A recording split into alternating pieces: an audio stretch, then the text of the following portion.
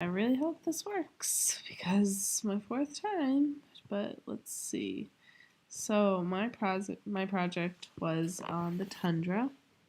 Um, yeah. So there are two types of tundra. There's Arctic tundra and the alpine tundra. The Arctic tundra is found in the northern parts of the world, like Greenland, Alaska, Canada, Europe, and Russia. Whereas the alpine tundra is found really all over the world, on top of mountain ranges, above the tree line. So the Arctic tundra. It's obviously really cold, where the summer is really only 50 to 60 days long, and it doesn't have a lot of rain, only 6 to 10 inches annually, but that does include the snow melting there, so that's really less than what some of the world's driest deserts get each year. Um, it also has a lot of permafrost, which is frozen soil underneath the surface, and that can go as far as 1,476 feet deep.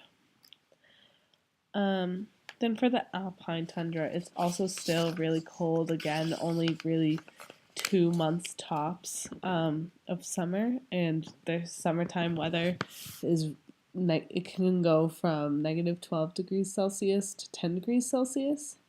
Um, and it's really cold because it's on top of these really high mountains here. So there's not a lot of wildlife and humans living here. Um, yeah, and this also doesn't get a lot of. It gets about 90 to 125 centimeters of rain each year, but it has a very high amount of evaporation.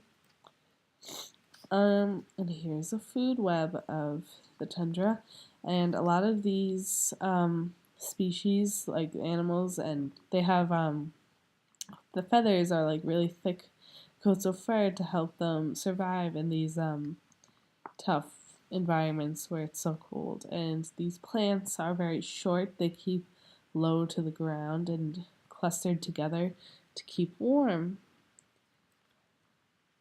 So, adaptations. So the Arctic hare has adapted because of its white, big, thick fur. Again, because the thick fur to keep warm, but it's also become white, so it can blend in, here with the snow, just like the polar bear. Um, it blends in with the snow, and that makes it easier for them to hide from their predators like wolves and foxes. Um, then the grizzly bear or brown bear has also adapted using hibernation as its tactic to avoid the unbearable winters. By eating a lot of food during the summer, it develops a large layer of fat underneath its skin, which insulates them from the cold during its months hibernating. And then again, these plants um, also adapt to the harsh winters by keeping low to the ground and clustered together. Also because they the roots can't penetrate the permafrost right underneath the surface. And yeah.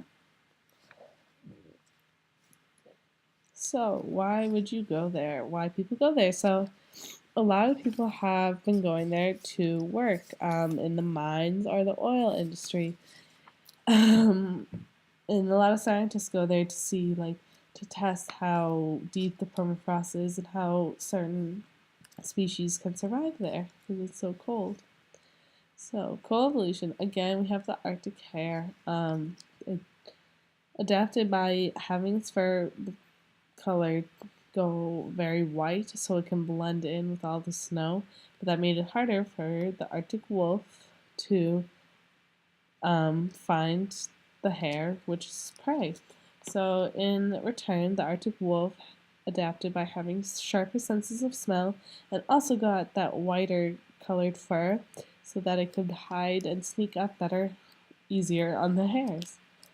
And mutualism, so like the classic example is the bee and the flower and the bee. So it's the same in the tundra. There's the Arctic bumblebee and then the Arctic poppy, and the bee obviously just pollinates the flower, and in return, the bee gets the nectar. So, So humans are also messing up in the tundra, even though there aren't a lot of humans really living there. They've changed the landscape through constructions of residences and like ski resorts and mining and roads and with hunting and all the oil drilling. It's really threatened the wildlife in the tundra and like changed the ecosystem altogether. Um, and then because of all the global warming and stuff, it's really had drastic changes in the environment and has affected all species' way of life.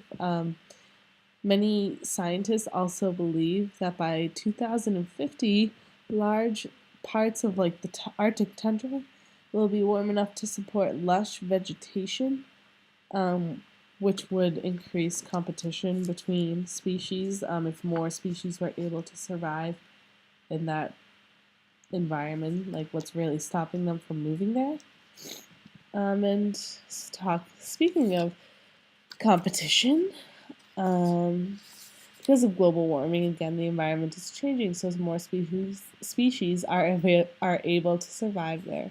For example, this red fox has recently moved to the tundra, which increases competition with the native species like the Arctic fox, because they both feed on small prey like lemmings and hares.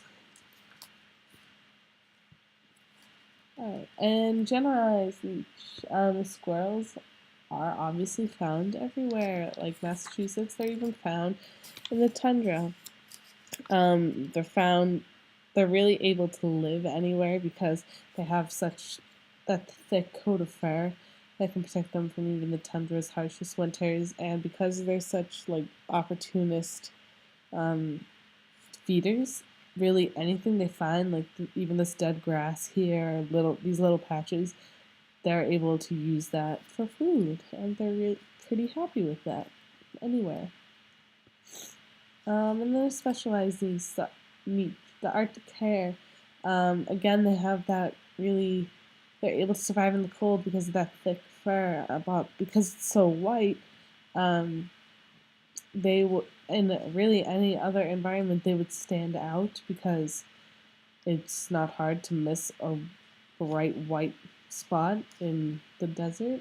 I mean, in when there's like dirt on the ground, whereas if it lives in the snow, it's really hard to catch the hair since it blends in so well. All right, and the tundra is also like the biome of the boreal forest because they're both found in like the same places around the world, like the same countries. The northern part of like really any country like Asia and Europe and North America. It's just the tundra is a little bit farther north. And they also have a lot of the same animals like the grizzly bear and the Arctic hares and the Arctic fox. Yeah. All right. Thank you.